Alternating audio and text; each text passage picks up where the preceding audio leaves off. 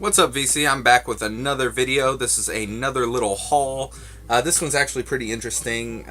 It's one of those situations where, a friend finds out you collect records, they're selling off their collection, and they hit you up. But this situation, it was actually a friend of a friend, one of my really good friends, his friend. He told him about me, and he decided, I'd known him for a while. And he collected records, and he decided that he didn't want them anymore, so let me pick through his collection. I paid him a little money, and here we go. Now I have a stack of records to add to my collection. So anyway, found some cool stuff, some stuff I really didn't need, but I wanted to help him out, and figured, I could always resell some of this stuff or whatever.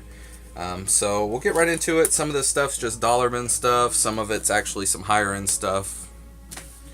So we'll get right into it. The first one was a blind buy, a White Heart, Vital Signs. I was reading some of the song titles, and I could tell this was some Christian rock stuff from the 80s, and I'm a sucker for that. Some cheesy 80s Christian rock stuff. So it's actually not bad. It's not really that enjoyable, but it's not bad. I'll just put it that way. So that was the first thing I picked up. Then a copy of the Buddy Holly story from 1959, I believe, on the Coral label.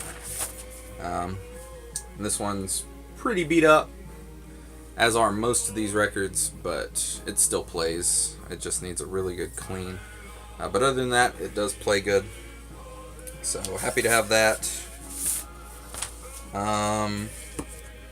This one didn't have a cover. It's Crosby, Stills, and Nash War Games, and For What It's Worth, and Turn Your Back on Love, the single, 12-inch single. I'm not sure if this came in an actual cover, but it's just like that in a sleeve right now. Then we have George Jones, Love Bug. So, just 70s country, 60s, 70s country. Elton John, 11-17-70. Guessing this is a live album. I really like his music, so figured I'd pick this up. This is on the Uni label. I've always loved that label. And before I keep going, I'm just gonna... I don't know what it is with kids nowadays, but they get into records, and I've never damaged a record, but it amazes me how, you can find copies of records that were in somebody's collection that they took care of, that they've had for the last 40 years, and they still look pristine.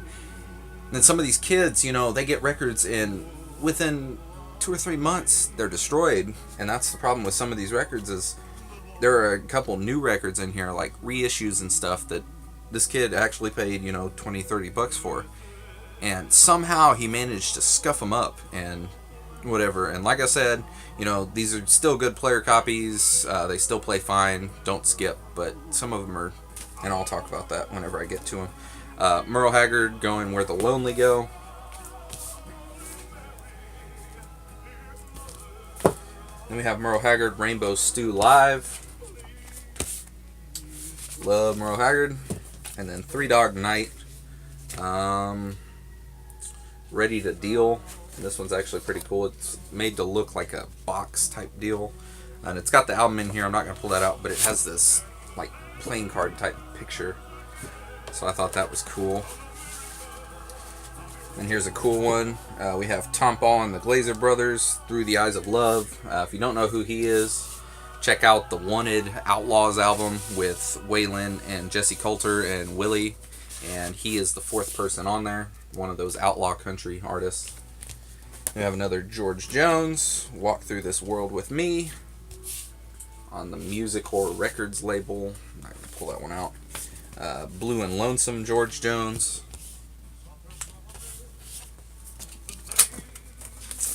I will pull that one out. And see what I'm saying? These records still look great, even though they're 30, 40 years old.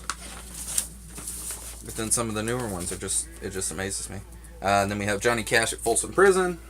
Just an album that I didn't have, surprisingly, and figured I'd add to my collection.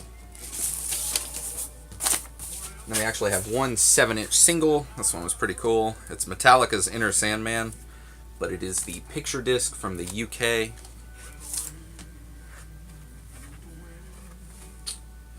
This is one I'll definitely be selling because I'm not a huge Metallica fan. I've said that before.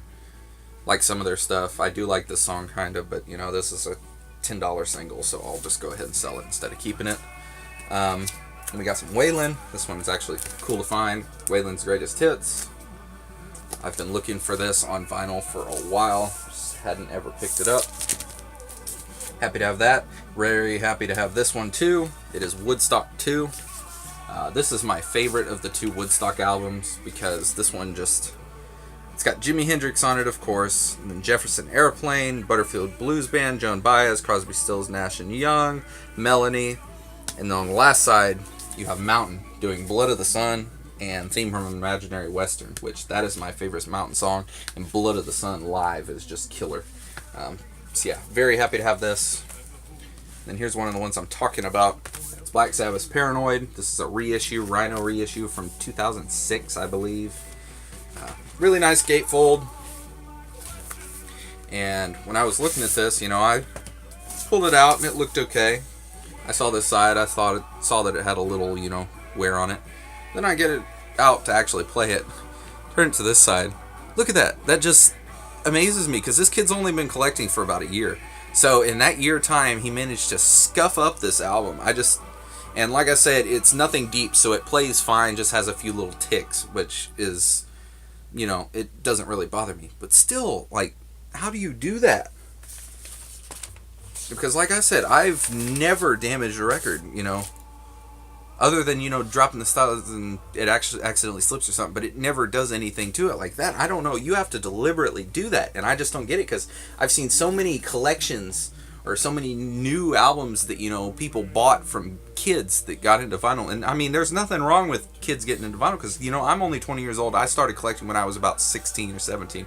So, I was fairly young, but they get these cheap turntables, and I know it's been said before, I'll probably get some hate for this, but they get these cheap turntables, get records, and then they end up messing them up, and then they decide that they don't want to get into the hobby because it's expensive, which it is, and they think records get damaged easy, which they do if you don't take care of them. Then they decide to sell their collection. Then they come, people like me end up in the hands of real collectors. But anyway, I'll keep going. Led Zeppelin 1. This is a later reissue, and this one is in decent shape. Has a seam split, but I'm going to glue that back together because it's just ripped at the top. It'll glue back together. It'll be nice. I'm going to save this one for the last because it's not that cool, but it's pretty cool in my eyes. Then we have Turnpike Troubadours, Diamonds, and Gasoline. And this is on clear vinyl. They're a band I've never really listened to. I've heard of them. They're really big down here in Texas. This is another one. I just, I remember when he bought this because he told me about it. And, look at that edge. You can see all the creases in it, and it blows my mind. Then we have Turnpike Troubadours, Goodbye Normal Street. This one's actually pretty cool because I'm pretty sure it's a test pressing because it's just on regular white labels. So that's that. Then we have another reissue, Jerry Lee's Greatest Hits, on Rumble Records. This one's actually in really good shape, so definitely happy to add that to the collection.